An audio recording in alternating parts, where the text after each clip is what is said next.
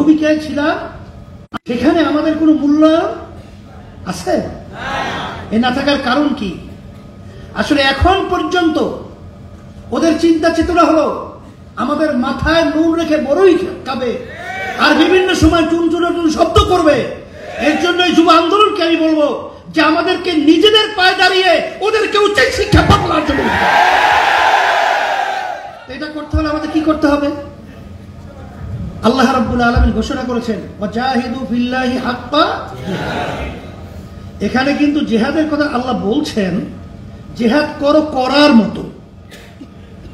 যুব আন্দোলন আমরা গর্ব করছি সারা বাংলাদেশে তোমাদের যে কার্যক্রম বিস্তৃতি এবং যে সুন্দর সুশৃঙ্খল, মাশাআল্লাহ আমরা খুশি। কারণ আছে তো, এখন আমাদের তো আসলে বয়স অনেক হয়ে গেছে, তোমরা যতক্ষণ দৌড়াতে পারবা আমরা কতক্ষণ পারি। এর জন্য সুযোগ আসছে ইসলামী আন্দোলনের জন্য একটা মাঠ কিন্তু উর্বর হয়ে আমাদের জন্য অপেক্ষা আছে। এই সময় যদি আমরা ভালো চাষাবাসের মাধ্যমে, ভালো ইসারির মাধ্যমে যদি আমরা ফসলকে ঘরে উঠাতে না পারি, এটা আমাদের জন্য একটা দুঃখই থেকে যাবে। বাস্তবে কিন্তু আমরা এটা দেখব না। এজন্য তোমাদের কি গতিতে কাজ বাড়াতে হবে, এটা নতুনভাবে আমি নতুনভাবে বলার কোনো প্রয়োজন আছে না।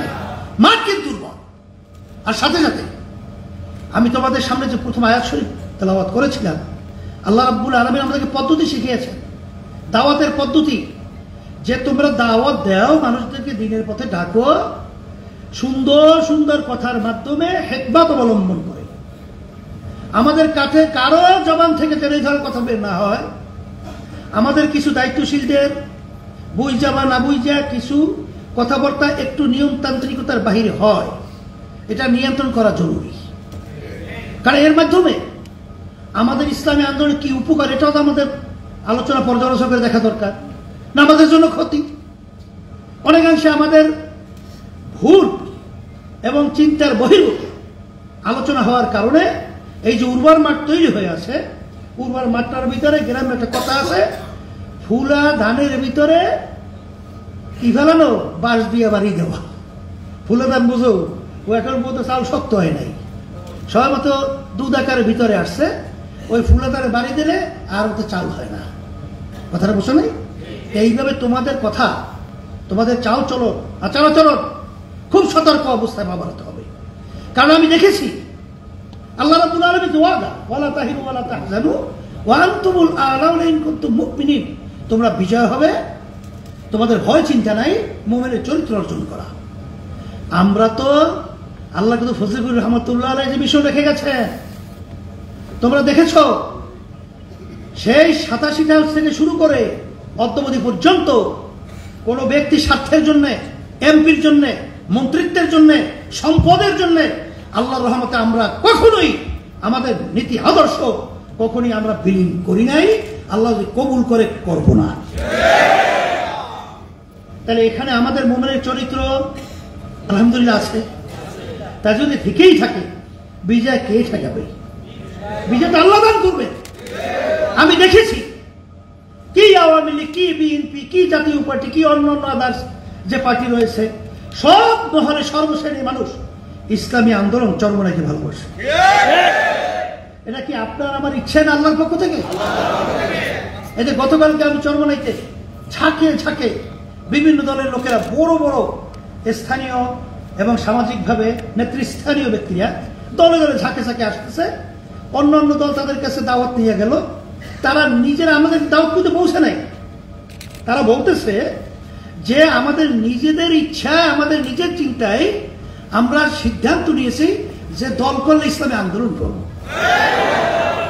তারা প্রস্তুতি নিয়ে চরমনায় আইসা কালকে যোগদান আমাদের সামনে করে গেছেন। অনেক বড় বড় বিভিন্ন পদের দায়িত্ব পালন করে সমাজের মধ্যে এই পরিবেশটা তো তৈরি হয়ে আছে। এখন আছে আমাদের কাজকে নাকে তৈরি দিয়ে খালি ঘুমানো? হ্যাঁ, তাহলে আমাদের কাজটা গতিকে আরো বাড়াতে হবে। কথা ঠিক না? ঠিক। আর সাথে সাথে তোমরা জানো, নির্বাচন স্বাভাবিক বাংলাদেশের যে পদ্ধতি, সেখানে তো নির্বাচন আমাদের যেতেই হয় যখন পরিবেশ তৈরি হবে।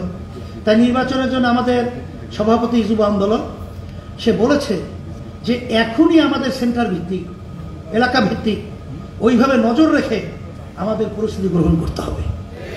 রাজি আছেন আল্লাহর রহমতে? আর সাথে সাথে তোমাদের লক্ষ্য রাখতে হবে যে আল্লাহর রহমতে তোমাদের দোয়া, আল্লাহর খাস মেহেরবানি, আব্বাজার রহমতুল্লাহি আলাইকে দেখেছি তিনি ঐক্যের ব্যাপারে, বিশেষ করে ইসলামী দলের সাথে তার যে শ্রম, তার যে দৌরত্ব, আমার বুঝ হওয়ার পর আমি যে দেখেছি, বলতে গেলে এমন কোনো জায়গা নাই যেখানে আল্লাহ কিন্তু ফজলুল করিম রহমতুল্লাহি আলাই ঐক্যের জন্য চেষ্টা করে নাই। কিন্তু তিনি একটা কথা বলতেন এবং আমরাও দেখেছি যে আসলে মূল ব্যাপার হলো এই যে 5ই আগস্টের কথা আমি স্মরণ করাই দেওয়ার একটা উদ্দেশ্য আছে। সেই উদ্দেশ্যটা হলে যেখানে ইসলামী আন্দোলনে কত ছেলেরা, কত আমার ইমামরা, আমার ভাইয়েরা, আলেমরা, হাফেজরা শাহাদত বরণ করলো, আর সেই ফসল আজকে ঘরে ওঠার পরে যারা এই সুযোগে আমাদের মাথায় নুন রেখে বড়ই খাবে, তাদের ব্যাপারে আমাদের সতর্ক থাকতে হবে। তাহলে বিগত দিনে বারবার আমাদের মাথায় নুন রেখে বড়ই খেয়েছে। ইসলামের নামের কাজটা কখনোই মজবুত হয় নাই। এদের ব্যক্তি স্বার্থের জন্য এমপির লোভে, মন্ত্রিত্বের লোভে, সম্পদের লোভে এখন ইসলামী আন্দোলন বাংলাদেশ ছোটরায়, বোকারায়, সাজা করাইছি, আনুন মাথায় রেখে বড়ই খেতে করাইছি।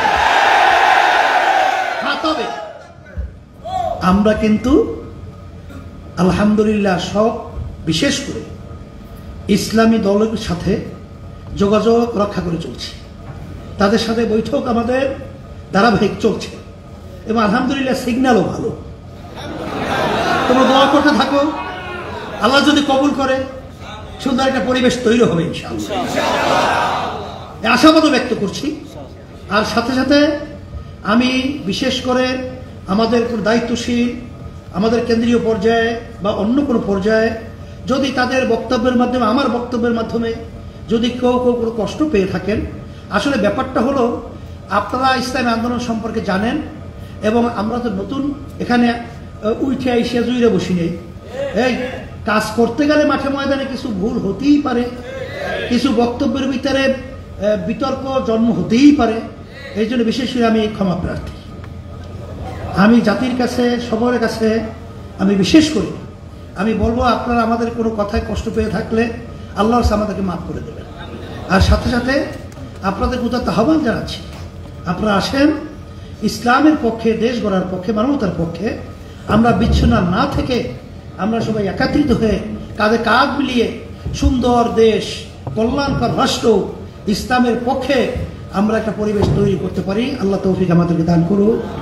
আর বেশি আলোচনা লম্বা না করে আমরা ওই ট্রেনিং প্রোগ্রাম করি আমাদের ও মাশাআল্লাহ, ট্রেনিং প্রোগ্রাম ওরা মান উন্নয়নের ব্যাপারে, এটা তো নেকের ব্যাপারে পাল্লা, এটা শরিয়াতে বৈধতা আছে না। এই জন্য উদ্বুদ্ধের জন্য কয়জন? রেদওয়ান হোসেন, সব ইংরেজিতে লাগছে। হ্যাঁ, বাংলাদেশ এই কালচার পরিবর্তন করতে হবে, কথা বুঝতে পারছো? হ্যাঁ, ইংরাজি এটা তো আমাদের দেশের ভাষা না, এটা একটা ইন্টারন্যাশনাল ভাষা, ঠিক আছে, কিন্তু আমাদের বাংলাকে অগ্রাধিকার দিতে হবে। এই ভুলটা কিন্তু না করি। ডিজিটাল কন্টেন্টের উপরে 2 মাস ব্যাপী একটা ট্রেনিং আছে আমাদের। ও ডিজিটাল কন্টেন্টের উপরে একটা 2 মাস ট্রেনিং হয়েছে, সেখানে তারা সফল কাম করছে 3 জন, 5 জন। নাম্বার বলো। রেদওয়ান কই? রেদওয়ান হোসেন। তুমি মাশাআল্লাহ, এই কি তুমি এটা? আজকে নামটা আটাকে আছে। রেদওয়ান, আল্লাহ কবুল করুক। আর অলিউল্লাহ। অলিউল্লাহ এই তারপর সাথে এই কোন অলিউল্লাহ কোন লাগবে? এটা জি, শুকরিয়া। আলহামদুলিল্লাহ, আমাদের এই কর্মসূচিগুলো চলমান থাকবে। Basic digital content management training course, এটা 2 মাস ব্যাপী হয়েছে, এটা চলমান থাকবে। পাশাপাশি আরেকটা প্রোগ্রাম আমাদের হয় উদ্যোক্তা প্রশিক্ষণ। গতকালকেও আমাদের একটা প্রোগ্রাম হয়েছে, এটা আগামী অক্টোবর মাসে হবে। তো আমরা আশা করব যে আপনারা এই প্রোগ্রামগুলোতে কন্টিনিউ করবেন। এগুলো অনেকটা প্রচার বিমুখ প্রোগ্রাম, সংগঠনের ইন্টারনালি প্রোগ্রামগুলো আয়োজন করা হয় জনশক্তির মান উন্নয়নের জন্য।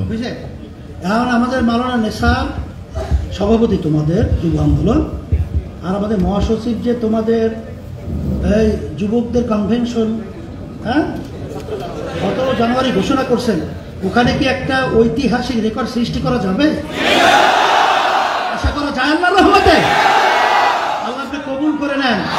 আল্লাহ আপনি তৌফিক দান করেন।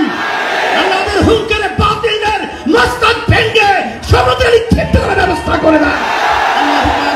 ربنا آتنا في الدنيا حسنة وفي الآخرة حسنة وقنا عذاب النار برحمتك.